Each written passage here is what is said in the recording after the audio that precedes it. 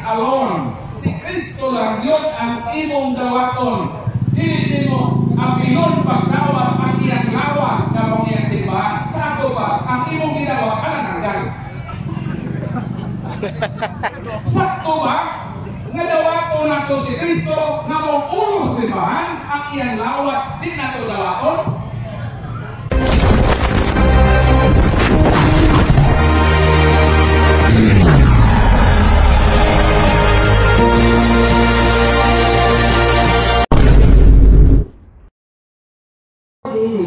Hinagi pa na ay bukto ka lang aron nga ang talang mabutuo ka niya makapatulog kinabuhi at walang katapusan ang pakutana kining naa sa mga naisip ka nagpapanila pwede lagi gulo na bisan asa ka mo simba kaya nagpanayak lang ang 1:16 na tumahipagod sa kaluwasan.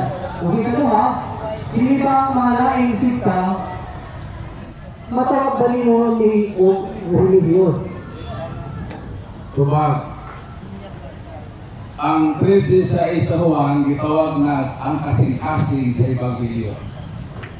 Naunsa ang giingon sa mga Ebanghelyo na dawato nato si Kristo.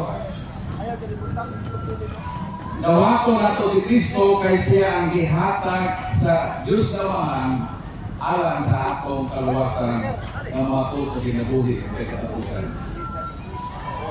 Pero unsa man ang Kristo? Colosas 1:18, Christ is the head of His body, the church. Hinumdumi, pag moingon ta Kristo, ulo na sa simbahan. O kana na Kristo kay ulo na ay lawas nga mao ang iglesia niya ni Lord. Ang pagdawat kang Kristo dili parsyal, holistic. Sa ato pa, kung dawato nimo si Kristo, dawato nimo siya is ulo. Dawato mo sa nimo ang iyang lawas nga mao iyang simbahan. Kay kung mo iyong ka Christ alone, si Kristo lang yun ang imong dawaton. Dili mo apilon pagdawat ang iyang lawas na mong iyang simbahan. Sa ato ba, ang imong ginawa, alananggal. Sakto ba?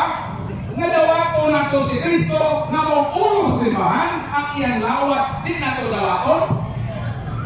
Kung ang inyong pagdawat kang Kristo, si Kristo lang as head, without His body, which is the church, sakto ng imong ginawa alananggal. Ang atong pagdawat kang Kristo isidasa sa Dios, gidawat nato si Kristo nga mao ulo simbahan. Gidawat usab nato ang iyang lawas. Mo na nganong sige tagwali o Kristo o ang iyang simbahan, kay dili pwede nga imong tanggalan og lawas si Kristo, mahimo na nanggal si Kristo, ulo na nabilis. Dawato nato ang tinuod na Kristo nga holistic, tibuok na ay ulo, isip na ulo, na ay lawas nga mong simbahan. Sa ato ba, ang pagdawat nimo sa 3:16 sa Juan, dawaton nimo si Kristo, dawaton usab nimo ang iyang simbahan. Mayroon ng uban, ayaw ng simbahan, ulo ray dawata. Sa ato pa, ilang gitsap-chap si Kristo. Kato na ora ang ilang gidawat ang ulo ra. Wa dawata ang simbahan. Kitang Katoliko, gidawat nato si Kristo as ulo, gidawat nato ang simbahan. Mo nang pag magwali ta, kung magwali ta kang Kristo, dito nato i-detach ang simbahan na iyan ito. Nga naman, Efeso Kapitulo 5, versikulo 23, nakto sa 25, si Kristo ang bana. Ang simbahan ang iyang asawa o siya ang manluluwas sa iyang lawas na mong simbahan.